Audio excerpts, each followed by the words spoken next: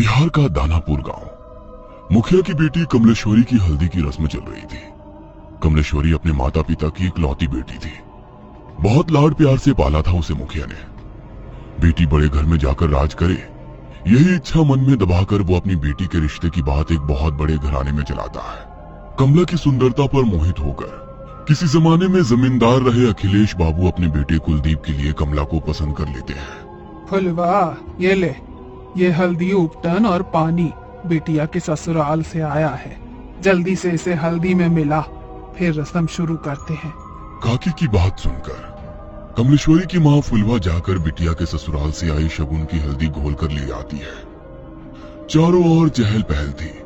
ढोलक की थाप पर औरतें मंगल गीत गा रही थी। जैसे ही हल्दी की रस्म शुरू होती है, कमलेश्वरी जोर जोर से चीखने लगती है। ये क्या लगा दिया मेरे पूरे बदन में?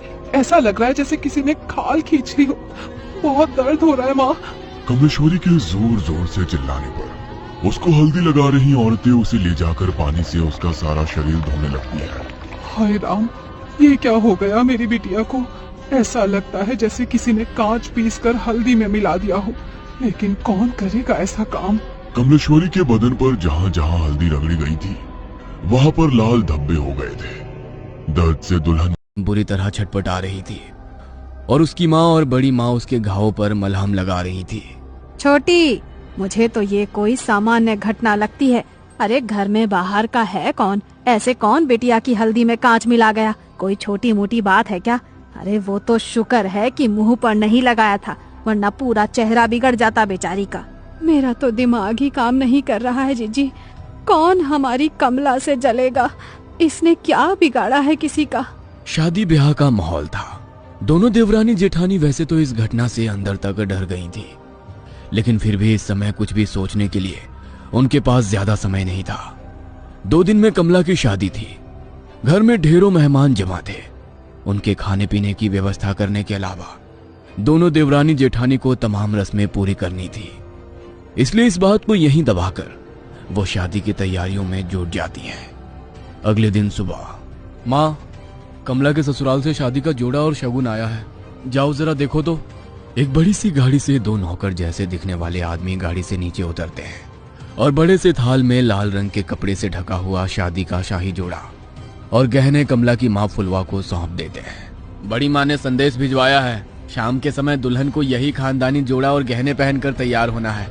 और हाँ, उन्होंने खास एक बात का ख्याल रखने के लिए हिदायत दी है कि इस जोड़े पर किसी की भी बुरी नजर ना पड़ने पाए। वो काली नजर और अपशगुन जैसी बातों पे बहुत यकीन करती हैं, इसलिए खास तौर पर इस जोड़े को एहतियात से रखने को कहा है। आप फिक्र ना करें, कमला और उसका ये जोड़ा अगले 2 दिनों के लिए हमारी अमानत है। हम पूरा ख्याल रखेंगे। फुलवा वो बड़ा सा थाल लेकर तेज कदमों से अपने कमरे में जाती है और एक बड़े से संदूक को खोलकर पूरा थाल ऐसे ही उसमें रख देती है। पूरा दिन शादी का भाग दौड़ में बिताने के कारण फुलवा को याद ही नहीं था कि उसने कमला को उसके ससुराल से आया जोड़ा दिखाया ही नहीं है। अगले दिन दोपहर 4 बजे, फुलवा, अरे कमला को तैयार करने का समय हो गया है। इसके ससुराल से जोड़ा आया था ना, कहाँ रखवाई हो? जाओ ले आओ।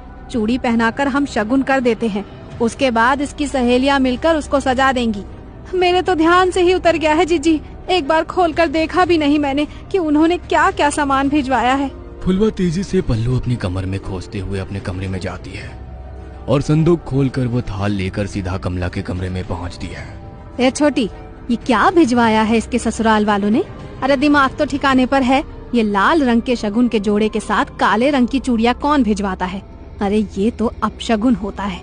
कहने को तो इतने बड़े लोग हैं, लेकिन क्या यही समझदारी है इन ऊंची हवेली वालों की? अरे नई दुल्हन को काली चूड़ियाँ कौन पहनाता है भला? हाँ जीजी, ये सब मैं क्या जानूँ। अब इसके ससुराल से आया है तो मैंने तो ऐसे का ऐसा ही उठाकर संदूक में बंद कर दिया था जीजी। अब हो सकता है बड़े लोग हैं, उनके कुल में कोई परंपरा हो नई दुल्हन को काली चूड़ी पहनाने की।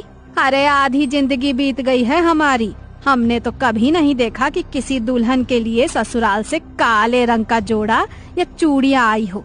अरे शादी सिर्फ उनकी बहू की नहीं हो रही, अरे हमारी बिटिया की भी हो रही है। मैं तो कहती हूँ कि काली चूड़ी को हटा दे और लाल चूड़ी पहनाई से सुहाग जोड़े के साथ। अरे नहीं जीजी, वो जो नौकर आए थे ना इस जोड़े के साथ, वो खास तौर पर कह गए थे कि छोटी बहू जी को यही जोड़ा पहनाकर तैयार करना है। कमला की माँ की बात सुनकर उसकी जेठानी कमला के हाथों में वही काली चूड़ियां पहना देती है। कमला के ससुराल से आया हुआ लहंगा बहुत ही शानदार था। लहंगे को देखकर ऐसा लगता था जैसे किसी रानी महारानी की पोशाक हो। जैसे ही कमला की सहेलियां दुपट्टा कमला को पहनाने लगती हैं, तभी एक सहेली जोर से चीखती है और वो 2 कदम पीछे हट जाती है। क्या हुआ मीना, तू चिल्लाई क्यों? ये देख, तेरे दुपट्टे का एक कोना गायब है। ऐसा कौन करता है? इस तरह का कटा फटा लहंगा दुल्हन को कौन भिजवाता है? कमला की सहेली की चीख सुनकर फुलवा एक बार फिर दौड़ते हुए बेटी कमला के कमरे में आती है और जैसे ही वो दुपट्टे का कटा हुआ कोना देखती है, अपना माथा पकड़ लेती है। हाय राम, ये क्या अपशगुन हुए जा रहे हैं? मुझे तो समझ ही नहीं आ रहा। भगवान, ऐसी क्या भूल हो गई है हमसे?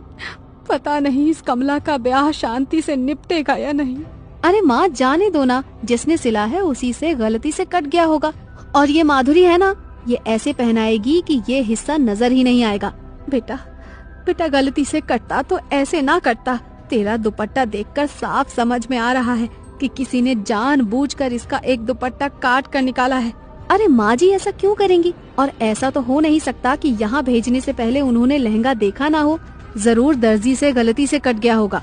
फुलवा अपने पति के पास जाकर, ए जी सुनिए ना, कुछ तो अपशगुन हो रहा है, कुछ तो है जो ठीक नहीं है। हम ये शादी करके ठीक तो कर रहे हैं ना? बार बार ऐसे संकेत मिल रहे हैं कि कुछ अनहोनी होने वाली है। अरे तुम औरतें बस शगुन अपशगुन ही करती रहो हर समय। इतने बड़े घर का रिश्ता ढूंढ कर लाया तेरी बेटी के लिए। नौकर चाकर राजमहल सब है उनका, और क्या चाहिए तुझे? सारा जीवन दिया लेकर ढूंढोगी तब भी ऐसा लड़का नहीं पाओगी अपनी बेटी के लिए। हाँ। पति की गुस्से से भरी आवाज सुनकर फुलवा चुपचाप जाकर मंडप सजाने लगती है। जयमाल के लिए पूरी तैयारियां हो चुकी थी। कुलदीप आकर अपने स्थान पर बैठ गया था। दूसरी ओर से कमला को उसकी सहेलियां पकड़कर मंडप की ओर ले जा रही थी। कुछ पल पहले शर्म से लाल होता उसका चेहरा